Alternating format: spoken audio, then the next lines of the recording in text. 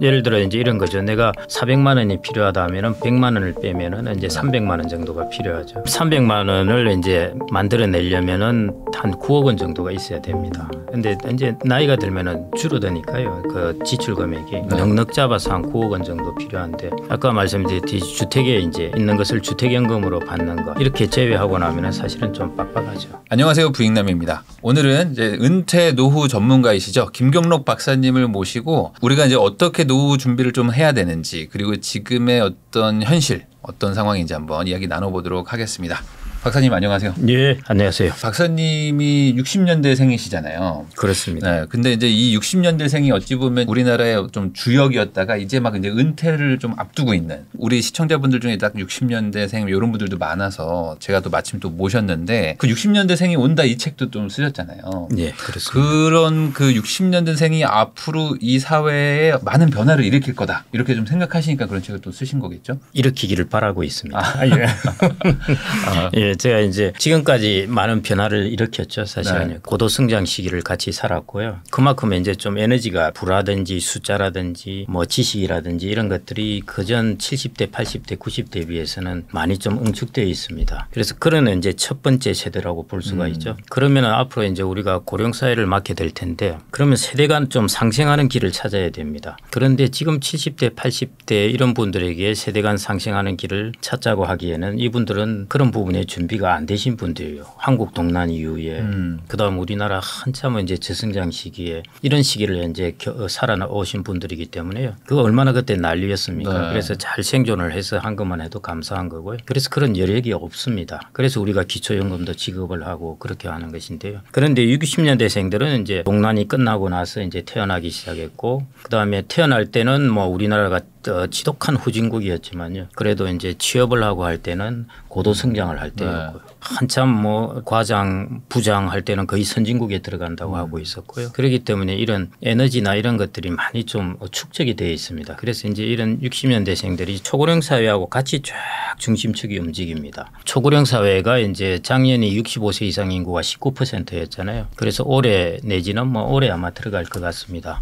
20%가 넘으면 들어가니까요. 지금 현재 60년대생들이 63세에서 그전에 이제 53세 이 사이에 분포해 있는데요. 10년 지나면은 이 사람들이 60대 오롯이 들어가고 또 20년 지나면 70대 네. 들어갑니다. 그렇게 본다면은 최소한 20년 동안은 5070에 머무르고 있는 것이죠. 네. 그래서 초고령 사회의 주역이 될 수밖에 없고요. 그러면은 이제 앞으로 일어날 일들이 연금이라든지 이런 것들을 두고 이제 세대 간 충돌이나 컨플릭이 일어날 수밖에 없는데요. 그런 부분에서 이런 부분을 지속 가능한 사회를 만들어 가기 위해서 그런 부분에 좀 역할을 했으면은 하는 마음에서 좀 썼습니다. 아니 그래서 그 네. 재밌는 부분이 60년대생이 이제 가는 거 아니냐라고 네. 생각할 수도 있는데 아니다. 이제 오히려 오는 거다. 그 말은 이제 은퇴는 보통 이제 떠난다고 생각하는데 이제 그게 아니라 오히려 사회에서 무언가 역할이 이제 바뀔 것이다. 그렇죠.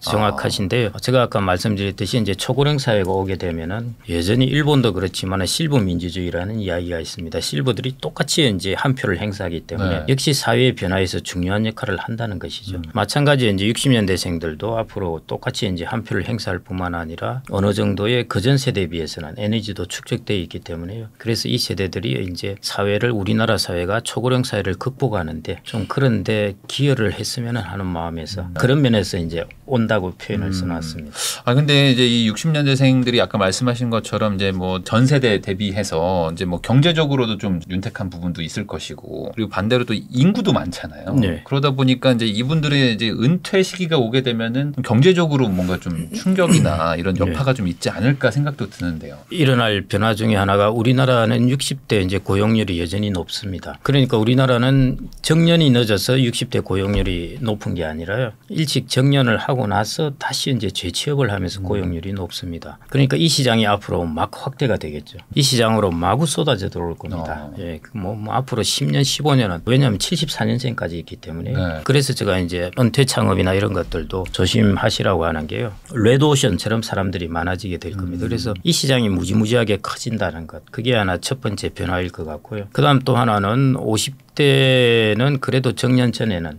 소득이 높기 때문에요. 그래도 어느 정도 소비를 할 수 있습니다. 지출도 하고요. 네. 그런데 이제 그 소득이 끊기게 되면은 사람들이 지출을 확 줄이게 됩니다. 그래서 그런 것들이 이제 우리나라 내수 시장에 영향을 주게 되겠죠. 그러면 인구도 뭐 거의 뭐 1,000만에 가까운 분들이 막 이제 은퇴를 하는 걸 텐데. 네. 그러면 앞으로 경제는 좀 안 좋은 거라고 좀 봐야 되는 건가요? 전반적으로 봤을 때. 전체 생산 인구 측면에서는 한 10년, 15년은 크게 걱정하실 필요가 없고요. 일단은 AI나 이런 걸로 인해서 우리가 고용 유발하는 그것들이 자꾸 좀 떨어지니까 그런 면에서도 이제 좀 괜찮은 것이고요. 그다음에 이제 아까 제가 60세 이제 고용 시장을 말씀드렸는데요. 그런 시장들을 통해서 여전히 이제 그 노동 시장에 나가고 있습니다. 그래서 저는 생산 측면에서는 앞으로 한 10년 동안은 큰 문제는 없을 것 같아요. 인구에서 사람들이 이제 인구 변화를 가지고 너무 마음 급하게 서두르는 경향이 있습니다. 우리가 한 해 한 해 GDP가 변하는 것보다 인구는 훨씬 천천히 변해요. 그래서 우리가 어떤 경제 모형을 돌릴 때 인구 변수를 잘 안 집어넣습니다. 네. 왜냐하면 다른 것들은 1년마다 막 변하는데 인구 변수는 천천히 변하기 때문에 이게 잘 안 맞는 거예요. 그래서 제가 인구에 말씀드린 것은 금방 무슨 일이 일어난 것처럼 생각이 되는데 생산 부분에서는 한 10년 동안은 큰 문제는 없을 것 같고요. 그다음에 소비나 재취업 시장은 10년 동안 큰 변화가 있죠. 사람들이 거의 1,000만 명의 이런 사람들이 이리로 계속 옮겨가니까요. 그래서 이 시장이 제가 보기에 어마어마하게 앞으로 커질 것 같고 그래서 여러분들 데이터 보시면 아시겠지만은 항상 취업자 증가 한 해 동안 증가한 숫자에서 보면은 60대 이상의 취업자 수가 거의 대부분을 설명해요. 그러니까 이 시장이 앞으로 지금 시작이라는 것이에요. 이제 무지무지 커진다는 것 그런 변화가 아마 저는 제일 큰 변화일 것 같고 그래서 고용노동부 입장에서도 이 노동시장에 초점을 두어야 됩니다. 결국에 그분들이 이제 은퇴라고 하는 거는 그냥 뭐 어찌 보면 뭐 형식상인 거지 은퇴 실제로 일을 안 하는 게 아니라 다시 또 일을 하러 또 가신다. 조금 열악한 시장에서 일을 한다는 것이고요. 가계금융복지조사에 보면은 사람들이 은퇴하고 싶은 퇴직하고 싶은 예상 연령 당신은 언제 은퇴할 것 같습니까 하니까 대략 한 68세 정도라고 했는데 실제 은퇴 연령은 한 62세입니다. 네. 그리고 우리가 주된 직장에서 물러나는 것은 주로 한 55세 정도 전후.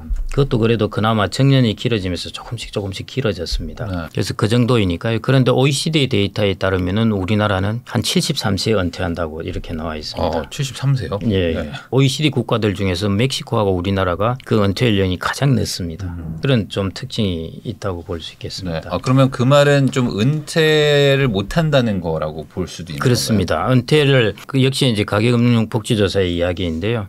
왜 일을 하고 계십니까? 여기에 대한 물음에서 예를 들어 이런 나에게 의미를 주기 때문에 사회에 봉사하기 때문에 이런 부분이 아니라요. 거의 절반 이상은 경제적인 이유라는 것입니다. 그러면 그 60년대생들도 경제적으로 좀 이렇게 안 좋은 건가요? 이분들의 자산이 좀 많다고 알고 있는데. 양극화돼 있고요. 안 좋습니다. 그러니까 이제 데이터를 보면은 대략 60대, 50대의 이제 평균 자산이 한 5억 6천 뭐 이 정도 됩니다. 거기에다가 이제 부채를 제외하면은 순자산은 이제 5억이 되지 않거든요. 평균적인 수준을 보면은 이제 좀 낮습니다. 그리고 어디나 양극화가 되어 있는데요. 자산 5분위로 따져서 본다면은 자산 5분위가 이제 제일 높은 자산을 갖고 있고요. 여기는 이제 한 15억 정도 가지고 있습니다. 그다음 3분위가 딱 중간 정도 해당되는데요. 네. 여기가 한 3억 정도 갖고 있습니다. 3억이요? 5배 차이가 나는 거죠. 중간에 해당되는 것하고 이런 큰 차이가 있는 것이죠.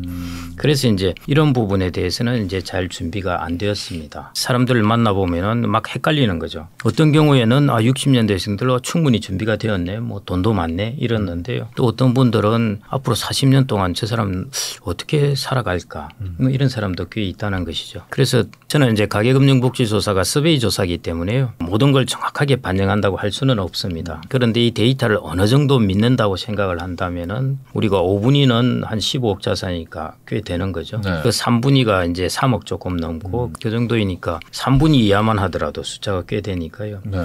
그렇게 넉넉하지는 않다는 것입니다. 그러면 그 분들의 자산은 뭐 거의 대부분도 부동산 쪽에 있겠죠, 아무래도. 예, 정확합니다. 82% 정도가 부동산에 들어가 있고요. 네. 우리나라 또 부동산의 특징은 부동산이 예를 들어 1.6이 있다면은 1은 자기 거주주택, 그다음에 0.6은 다른 부동산입니다. 그래서 이제 자기 거주주택뿐만 아니라 다른 부동산을 들고 있다는 것이 우리나라 부동산 비중이 조금 높은 요인 중에 하나이고요. 그래서 한 82% 정도, 50대, 60대 그런 경우에는 그러니까 60년대생들이겠죠. 한 그 정도가 이제 비중을 차지하고 있습니다. 그러면 이제 본인이 살고 있는 집이 거의 자산의 한 60~70%가 해당하고 있다 그러면 그 뭐 거기서 어떤 뭐 수익을 얻긴 또 쉽지 않으니까 예. 뭐 그 외에 어떤 뭐 금융 소득이나 뭐 이런 것들을 뭐 이렇게 준비가 좀 돼 있나요, 이분들이? 5분위는 뭐 훨씬 다르겠지만은 네. 한 1억 정도이고요. 그게 이제 평균으로 보면요. 그것도 이제 예금이 거의 뭐 한 88% 이 정도입니다. 1억 정도를 가지고 있는데 대부분 예금을 갖고 있다고 볼 수 있고요. 다만 여기서 이제 여러분들이 데이터를 보실 때 한 2가지 정도만 말씀드리겠는데요. 국민연금은 안 들어가 있습니다. 국민연금을 자산화할 수 있잖아요. 네. 우리가 예를 들어 월 100만 원을 평생 받는다. 그렇게 되면은 이걸 자산화하면은 대략 3억 정도 네. 될 수 있거든요. 그러면 아까 5억에다가 3억을 더하면은 8억. 사람들은 대략 평균 8억 자산을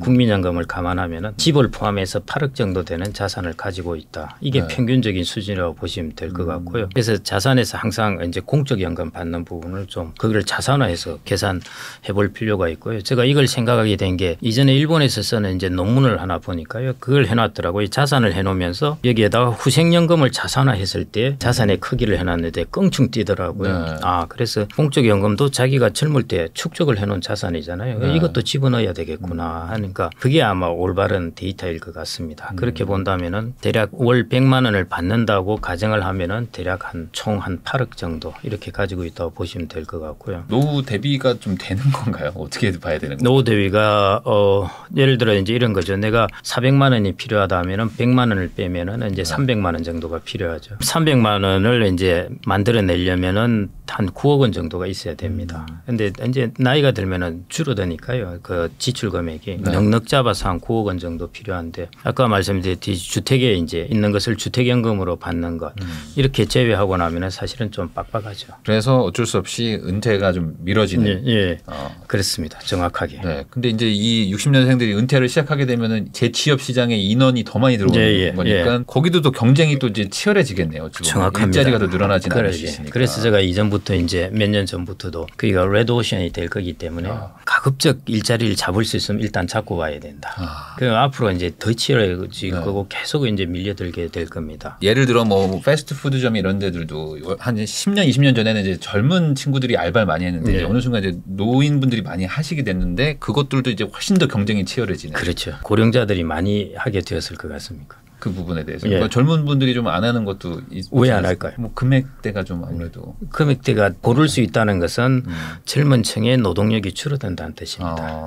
이제 젊은 층 노동력들은 조금 이제 고급스러운 데를 찾아가요. 네. 그다음에 식당이라든지 이런 데는 이미 외국인 노동자가 차지하고 그렇죠. 있고요. 그다음에 카페 중에서도 조금 외진 곳은 이제 고령자들이 찾아가고 네. 이런 식으로 차곡차곡 되어 있습니다. 그래서 그런 시장에서 제일 퀄리티가 좋은 곳은 젊은 사람들 알바하는 쪽 들어가고 그다음에 이제 고령자들이 들어가고 그다음에 외국인이 들어가고 해서 지금 이 시장을 메우고 있습니다. 앞으로 이제 일어날 일 중에 하나가 젊은 사람들의 노동력이 절대적으로 부족하다는 것인데요. 그게 아마 급속하게 일어나게 될 겁니다. 아마 우리나라 인구 구조의 지금 당장의 문제는 전체적인 노동력의 문제가 아니라요. 노동력의 그 불균형입니다. 그러니까 50대 60대 노동력은 막 차고 넘치는데 늘어나고 20대 30대 노동력이 줄어든다는 것입니다. 기업 입장에서는 이런 데 전략을 잘 생각해 봐야 되는 것입니다. 국가 입장에서도 마찬가지로. 그러면은 뭐 이런 것도 있지 않습니까? 이제 젊은 세대 분들이 이제 그 노인분들이 우리 일자리를 뺏어간다 이런 생각을 하시는 분들도 있는데 이게 약간 좀 갈라져 있는 거라고 좀 봐야 될까요? 서로 좀 시장이 다르다? 시장이 다르다고 하기보다는요. 지금 이제 그런 이야기가 많이 나오는 게 정년 연장 부분입니다. 네. 정년 연장을 하게 되면은 젊은 사람들이 일자리하고 컨플릭트가 상충 관계가 있을까 없을까 문제인데요. 이전에 처음에 이제 정년 연장을 했을 때는 없다고 보았습니다. 뭐 그거하고 관계없어. 나이 든 사람의 일자리와 젊은 사람들의 일자리는 분리되어 있으니까 별 문제 없다고 생각했는데 한 몇 년 전부터에 이제 좀 데이터가 축적되면서 이제 쭉 본 것은 컨플릭트가 일어나는 곳은 대기업 그다음에 그 공기업 뭐 공사 그다음에 이런 쪽인 것이죠. 왜냐하면은 우리나라는 대기업의 비중이 원체 전체에 적기 때문에요. 그리고 이제 대기업과 중소기업의 어떤 근로조건의 차가 아주 큽니다. 세계 선진국의 어느 나라보다도 크죠. 특히 이제 대기업의 정규직과 중소기업의 비정규직을 비교하면 더블 정도 임금 차이가. 거기에다가 이제 근무 환경까지 비교하면 훨씬 큰 부분이죠. 사람들이 어디로 다 몰리려고 그러겠습니까? 대기업으로 어떻게 그렇죠. 그러니까 여기에 이제 헬조선인 거죠. 이쪽을 들어가야 되는데 너무 치열한 겁니다. 그런데 이쪽에 정년 연장이 주로 하면은 보장되는 쪽은 이런 쪽이거든요. 중소기업은 정년 연장을 하든 말든 별 관계 없어요. 사실은. 어차피 보장이 안 된다. 예. 그런데 이제 이쪽은 보장이 되지 않습니까? 이쪽에서 이제 우리나라는 특히 이제 연공급 해가지고 나이가 들어도 연봉이 유지되다 보니까 정년이 늦춰지게 되면은 기업 입장에서는 비용이 많이 드니까 젊은 사람들의 고용을 많이 못하게 되는 것이죠. 그래서 이제 최근의 연구 결과는 이제 컨플릭트가 좀 일어난다고 보고 있습니다. 그러면 이제 젊은 분들 입장에서는 내가 들어가야 될 자리가 좀 비어야 되는데 안 비니까. 예. 그리고 또 이제 최근에 연구들은 보면은 이쪽에 60대, 50대, 60대는 어차피 노동력이 부족하지 않다는 거죠. 그러니까 전체 경제 입장에서는 이 사람들의 정년을 굳이 연장할 필요가 없다는 것입니다. 왜냐하면 한참 산업이 고성장할 때 너무 많이 뽑은 거예요. 그게 이제 80년대 이런 때 막 주대우 커지고 막 이럴 때 있지 않습니까? 그때 이제 다 직장에 들어갔던 것이죠. 이 사람들이 지금 여기 있으니까요. 너무 과하게 있는 것입니다. 그래서 빨리 내모돼도 경제적으로는 괜찮다는 것이죠. 그래서 최근에는 이제 몇 년 전까지만 하더라도 정년 연장이 꽤 키 이슈고 많이 나왔는데요. 최근에 좀 조용한 이유가 이제 이런 이유 때문이기도 합니다. 그러면 그런 분들 나가고 나중에 뭐 연장을 하더라도 뭐 그런. 그래서 일본 같은 경우는 이제 재고용 제도를 활성화하거든요. 일단 나가고 그다음에 다시 고용을 하게 되면은 이제 임금이 확 달라지지 않습니까? 예, 그런 식으로 이제 합의를 봤다고 그럴까요? 우리나라도 아마 그런 방향으로 좀 나가야 되지 않을까 그렇게 보고 있습니다. 저는 생각보다 60년대생들의 어떤 좀 노후 대비가 좀 돼 있는 걸로 저는 알고 있었는데 그런 건 아니군요. 양극화입니다.